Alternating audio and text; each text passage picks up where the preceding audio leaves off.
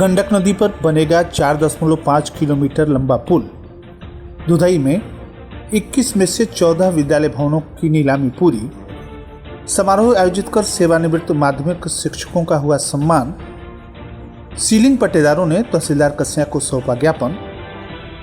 Police अधीक्षक ने कहा, छात्राएं आगे बढ़कर समस्याओं का करें सामना।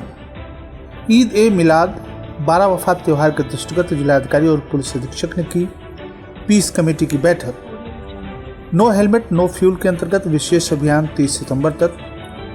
224 पेटी अवैध अंग्रेजी शराब के साथ 3 तस्कर गिरफ्तार। और हैदराबाद के लिए निकला युवक मिला अचेत। नमस्कार, प्रज्ञा टाइम्स के साथ मैं आर.के. भट्ट। अब प्रज्ञा टाइम्स विस्तार से। खड्डा में गंडक नदी के भैंसाहा घाट पर पक्का पुल बनने की राह अब आसान होती नजर आ रही है। लंबे समय से स्थानीय लोगों की मांग रही इस पुल को लेकर जिला प्रशासन, सेतु निगम, बाड़खंड तथा लोक निर्माण विभाग की संयुक्त टीम ने स्थल का निरीक्षण किया। अधिकारियों ने तकनीकी बिंदुओं पर गहराई से चर्चा की। संभावित डिजाइन और पुल की लंबाई को लेकर आवश्यक दिशा निर्देश दिए गए। निरीक्षण के दौरान सेतु निगम के डायरेक्टर मिथिलेश कुमार, अधिशासी अभियंता राजेश निगम, सहायक अभियंता अभिनव मिश्रा, अधिशासी अभियंता पवन सिंह और विवेक कुमार समेत कई वरिष्ठ अधिकारी इस मौके पर मौजूद रहे। टीम ने पहले गंडक नदी की धारा तथा आसपास की भौगोलिक हालात का जायजा लिया। इसके बाद प्रस्तावित पुल की लंबाई लगभग 4.5 किलोमीटर तय की गई, जो मुख्य सड़क से जुड़कर दियरा क्षेत्र में बसे गांवों के लिए जीवन रेखा साबित होगी। अधिकारियों ने माना कि गंडक नदी की बदलती धारा तथा बाढ़ के दौरान बनने वाले दबाव को ध्यान में रखते हुए पुल का निर्माण चुनौतीपूर्ण होगा, लेकिन तकनीकी दृष्टिकोण से यह पूरी तरह से संभव है। इसके लिए विस्तृत परियोजना रिपोर्ट DPR तैयार करने की दिशा में तेजी लाने का निर्णय किया गया। निरीक्षण के दौरान स्थानीय लोगों की भीड़ एकत्रित हो गई। ग्रामीणों ने पुल निर्माण की योजना को लेकर अपनी खुशी और उम्मीद जताई। खड्डा विधायक विवेकानंद पांडे ने कहा कि यह पुल इस क्षेत्र के लिए सामाजिक तथा आर्थिक विकास का आधार बनेगा। दशकों से लोग इस परियोजना की मांग कर रहे थे। यह योजना धरातल पर उतरती है तो गंडक पार का पूरा इलाका तरक्की की राह पर चल पड़ेगा। मेरे लिए सबसे बड़ी प्राथमिकता है कि नारायणी नदी पर पक्का पुल बने। जब मैं चुनाव जीता तब से लगातार क्षेत्रवासियों के लिए मेहनत कर रहा हूं। हर सुविधा रेतावासियों के लिए व्यवस्थित करने पर लगा हुआ हूं। पुल निर्माण की खबर से क्षेत्र में उत्साह का माहौल है। लोगों का कहना है कि यह केवल कंक्रीट का ढांचा नहीं होगा, बल्कि दियरा और मुख्य भूभाग को जोड़ने वाला जीवन रेखा साबित होगा। विकासखंड दुधई के प्राथमिक एवं उच्च प्राथमिक विद्यालयों के जर्जर भवनों की नीलामी गुरुवार को संपन्न हुई।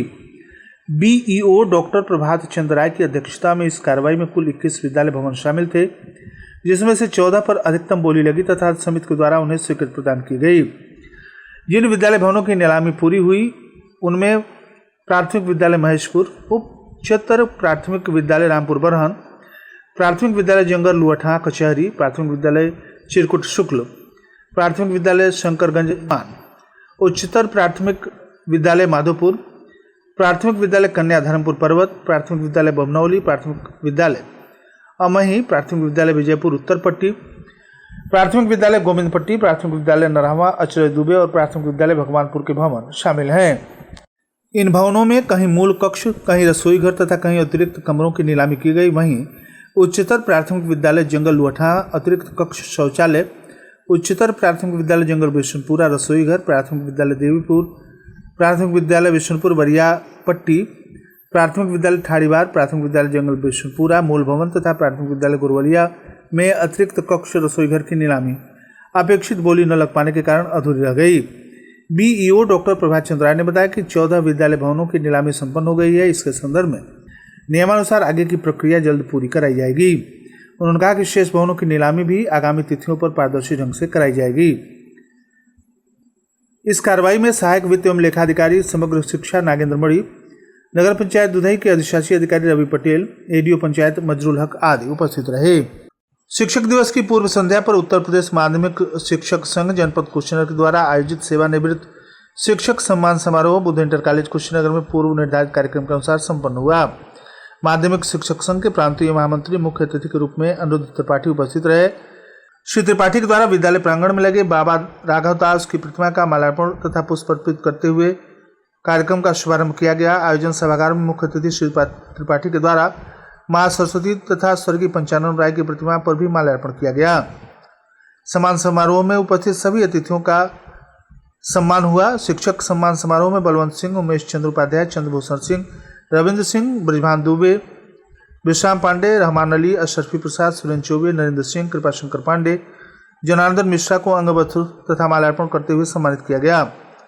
बुद्ध इंटर कॉलेज के प्रधानाचार्य उमेश उपाध्याय को भी माल्यार्पण कर अंगवस्त्र देकर सम्मानित किया गया। मुख्य अतिथि के द्वारा शिक्षकों को संबोधित कर समस्याओं के समाधान का आश्वासन भी दिया गया। जिलाध्यक्ष जिला मंत्री के द्वारा अपने संबोधन में शिक्षकों से अपेक्षा की गई कि वो आगे भी शिक्षा के क्षेत्र में अपने योगदान देते रहें। संचालन प्रांतीय मंत्री ज्योतिष कुमार पांडे द्वारा किया गया। समापन जिलाध्यक्ष तथा जिला मंत्री के संबोधन के साथ हुआ। इस अवसर पर सुभाष चंद्र पांडे, हरिहर प्रसाद, ईशा खान, पारसनाथ मिश्रा, महेश मिश्रा, राजेश राम, उपेंद्र प्रसाद, अखिलेश तिवारी तथा अन्य विद्यालयों से आए शिक्षक कर्मचारी आदि उपस्थित रहे। कासिया तहसील क्षेत्र के कुणवा उर्फ दिलीप नगर, पिपरा, सखवने तथा मैनपुर के 200 सीलिंग भूमि पट्टेदारों की असंगठित मजदूर यूनियन तथा मार्क्सवादी कम्युनिस्ट पार्टी के संयुक्त तत्वाधान में जमावड़ा हुआ। पट्टेदारों ने कुड़वा में सीलिंग की भूमि पर वितरित पट्टे की भूमि पर सीलिंग होल्डर के द्वारा कराए जा रहे वृक्षारोपण तथा केलारोपण तथा पिपरा प्रेमनगर में सीलिंग होल्डर के द्वारा सीलिंग भूमि पट्टे को बाहरी लोगों को बेचने, खनन कराने तथा अवैध मकान निर्माण कराने में सहयोग करने तथा सखवनिया में पट्टेदारों को बेदखल करने के विरुद्ध कार्रवाई के लिए उप जिलाधिकारी की अनुपस्थिति में तहसीलदार कसिया को ज्ञापन सौंपकर त्वरित कार्रवाई की मांग की गई।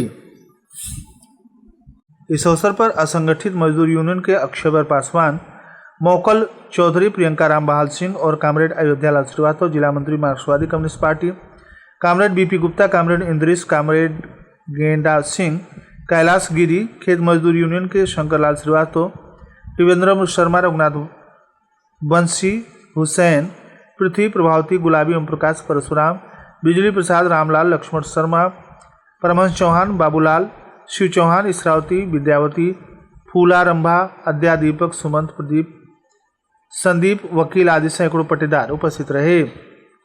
गुरुवार को किसान इंटर कॉलेज साखोपार में मिशन शक्ति कार्यक्रम का आयोजन किया गया। पूरे जनपद में पुलिस अधीक्षक संतोष कुमार मिश्र के नेतृत्व में मिशन शक्ति कार्यक्रम संचालित किया जा रहा है। इस कार्यक्रम के तहत विद्यार्थियों, विशेषकर छात्राओं को आत्म सुरक्षा तथा आत्मसम्मान की रक्षा के लिए प्रेरित किया जा रहा है।